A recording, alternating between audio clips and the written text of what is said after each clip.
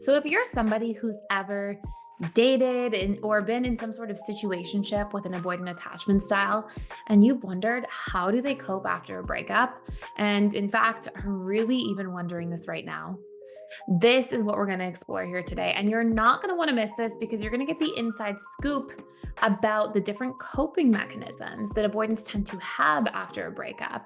And understanding how, even though there's some contradictory or confusing things that they often do, how you can interpret those things and really understand them. And my hope is that for you in this video listening, whether you are an avoidant or the ex partner or loved one of an avoidant, that you'll have the ability to finally make some of the confusion make sense in a way that may transform your future relationships forever.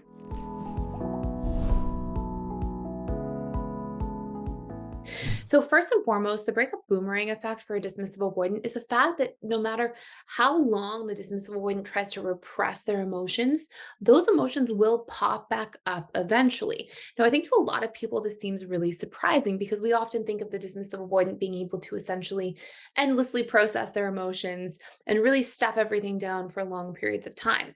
Now, there are a couple things I really want to clarify about that because it doesn't mean dismissive avoidants don't feel things. I would say in the very first stage of a relationship. So if you're not already familiar, we tend to go through the dating stage of relationships, then the honeymoon stage, power struggle stage, stability, commitment, and bliss stages. And we talk a lot about this on this channel based on the work of Dr. Susan Johnson. And when it comes to the breakup boomerang effect, we will generally see that dismissive avoidants don't have their emotions come up and hurt them later if they end relationships in the dating stage. So if there's a short-lived relationship, it's a few weeks, it's a couple months, dismissive avoidants can tend to move on quite quickly and sort of release themselves from that situation pretty unscathed. So they may move on, they may bounce back or rebound. However, this is where the boomerang effect really applies. And it's if a dismissive avoidant breaks up with somebody from a relationship in the honeymoon stage, power struggle stage, or any stage going forward. So, what we'll generally see here in these cases is if there's a longer standing relationship, dismissive avoidants actually end up getting a lot of their needs met from that relationship and from that person. And while a dismissive avoidant, when they first leave a relationship, can repress their emotions and kind of numb out or distract themselves very effectively in the first few weeks leaving a relationship, essentially what we'll see take place is around the 6 week mark, up to about this 3 month window, dismissive avoidants can only repress their emotions for so long. And what we'll actually see, and I saw this a ton in my client practice, how often dismissive avoidants, especially if they were in a longer term relationship, would feel like, oh, I'm fine, I'm good, I'm all good, everything's fine. The relationship ended. Not a big deal. I'm not really feeling much of anything. I'm kind of excited to enjoy my independence and freedom again. And then about 6 weeks after the breakup had happened, or about 2 months after the breakup had happened, somewhere in that 6 week to 3 month window, we would suddenly see the dismissive avoidant come back and be like, I'm really missing this person. I'm really hurting. I'm really not in a great place. I regret some of my decisions. And they wouldn't always go to the point of regret, but they would start questioning things, start questioning if they had operated differently or what had gone on. And I think this is a really important thing to pay attention to because I think we think a lot of the time dismissive avoidants don't feel.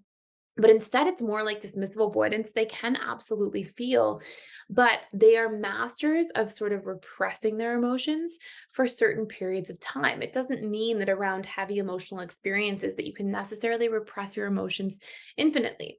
So what we would see for the dismissive avoidant attachment style, especially if they were deriving a lot of security and comfort from their relationship, is that they would spend the first 6 weeks being in a great place, feeling good, not worrying, not second guessing their decision, not really feeling too much. And because they also tend to cope by minimizing their needs for attachment to other people, they would be able to really repress those needs, kind of disconnect from any even like recognition that they could miss the person or that they might be making a mistake.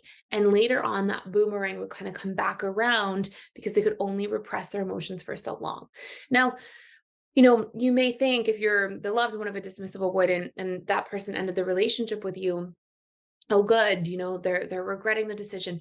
It doesn't mean that because they are second guessing themselves or because they are hurting over the breakup, that they are necessarily willing to be vulnerable to re-engage in an actual relationship. They may instead just do things like reach out kind of indirectly, see if you're sort of still there, kind of assess the territory, but they may still have their fears of getting back together. And so it doesn't mean just because they're questioning things or, maybe actually really feeling a lot of the emotion post breakup that they're in some kind of ripe stage ready to reinvest fully in a relationship.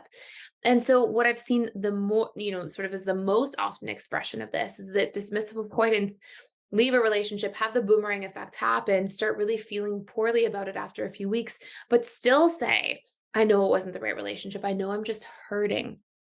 And so, as a dismissive avoidant or as the loved one of a dismissive avoidant, if the relationship ended, there are a few key steps that you can follow either way to really help yourself take the next steps. Number one is you have to get clear and really assess, are we both ready and willing, whether I'm the DA or the ex of a DA, are we both in a place where we're ready and willing to truly do what it takes to reinvest in igniting this relationship again? I see so many people kind of go back in halfway or half-hearted thinking, "Oh, maybe something will work out. We'll see what happens." But, relationships are a big commitment and heartbreak is a big commitment. It doesn't feel good to go through heartbreak. It doesn't feel good to be on and off and back and forth. In fact, it can be really disruptive to your life and to the other areas of your life, like your career, your friendships, your family relationships, your hobbies, your finances, right? There can be so many impacts of this. So the first question you have to ask yourself, whether you're the DA or loved one of a DA, is, do we both have the willingness to reinvest in this relationship and create the necessary changes to make it work again? And that has to be a very clear answer because you don't want to be in this gray area for a long period of time. And then the second thing you can do is, if the answer is yes, then you have to have a conversation about what didn't go right the first time. You have to have a conversation about how things can improve the second time around and what we would do differently. And you have to discuss what you both need in a relationship and what your boundaries are in terms of your non negotiables and what you're not able to give. And you also have to have a conversation about what your sensitivities were, what your pain points were, because each of you will have unique sensitivities and pain points in the relationship. That may not be something that you share. So for example, let's say the dismissive avoidant may have a sensitivity to criticism, and the fearful avoidant may have a sensitivity to a lack of transparency. But the fearful avoidant may not be as sensitive to criticism, and the dismissive avoidant may not care so much about a lack of transparency. So you have to express your unique sensitivities and pain points so that you have the ability to get that information and learn to properly take one another into consideration in a healthy way. So this is a really important discussion to be having. Now, beyond that, then we have to be able to say, okay, if this is a no, if we're not going down that path of getting back together, if this is a no and we're not able to invest, then instead we have to set a boundary that works for us. For some people, that's no contact, so that you can actually take the space to move on. For other people, if you're going to try to have some kind of friendship, there needs to be clear boundaries around that friendship so you have a sense of closure. And then if you find yourself really wanting to do that inner work and healing to move on from a relationship, a really powerful thing to do after that is to get clear about, what needs was this person meeting in my life? What was it that I was so attached to about them? Was it the traits that they brought into my life, the needs that they were meeting for me? And I have to be able to start meeting my own needs the way that this person was, or developing new and healthy relationships where people can meet those needs. So if your relationship, represented fun, for example, do you have a good source of fun in your life now? Do you know how to have fun on your own? Do you do hobbies and partake in activities that bring a sense of fun into your life? Or do you have friends or family members that bring that with you? And if the answer is no, or if that's lacking, you're going to keep grieving that old relationship until you go fill that cup back up in your life currently without that old relationship being the source of that. And so the more you can start doing that work, the faster you're going to heal if a relationship wasn't working or wasn't meant to be working. And the faster you're also going to be able to have that sense of closure and truly move on. So, in summary here, breakup boomerang effect will often be that the DA represses their feelings, but those feelings come back around. If a dismissive avoidant breaks up with somebody or gets broken up with in the dating stage, they usually don't have that boomerang effect really affect them deeply. It tends to be in relationships that have a bit of a longer standing history. And in that case, dismissive avoidants often feel fine at the beginning. And then eventually those repressed emotions come up and they feel quite badly. Actually, to the point where sometimes I see dismissive avoidants have the slowest time and the hardest time actually getting over a breakup long term. And if we are trying to consider reinvesting either as the dismissive avoidant with other attachment styles or as the ex of a dismissive avoidant with the DA, we have to get really clear if we're both ready and willing to do the work. And we have to have clear conversations about all of those things we talked about, what wasn't working, what to do better, the sensitivities, the pain points, the boundaries, the needs.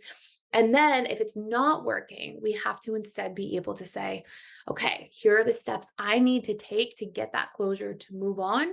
Do I need to be no contact? What were the needs the person was meeting? How can I start filling those back up in my life so I'm healing that void, which is part of what we experience as the grief of a breakup.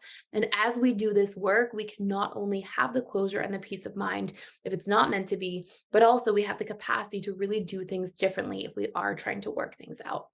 So if you want to do a much deeper dive into this topic, you can check out our How to Repair Any Relationship course or our How to Heal from a Breakup course for free for 7 days. Both of them give you really unique steps and strategies for how to deal with either side of that kind of equation we were talking about there. And if you want to do a deep dive, the link is in the description box below. That will give you access for 7 days for free to both of those courses, as well as all other content at PDS. You can go in there, check it out. If you cancel before the seventh day, you'll never be charged anything. And also, if you want to do a deeper dive into any questions you have, I'll be in there 4 days a week, or I guess 3 times a week right now, to answer any questions you have with webinars. And we have another 3 days of the week with trained facilitators that also do webinars. So there's literally 6 days of the week you can get your questions answered by a professional. And beyond that, that is it for today. Thank you so much for watching. Thank you for being here. Please like, share, and subscribe if you're enjoying this channel and these videos. And I can't wait to see you in the future videos. Thanks for watching.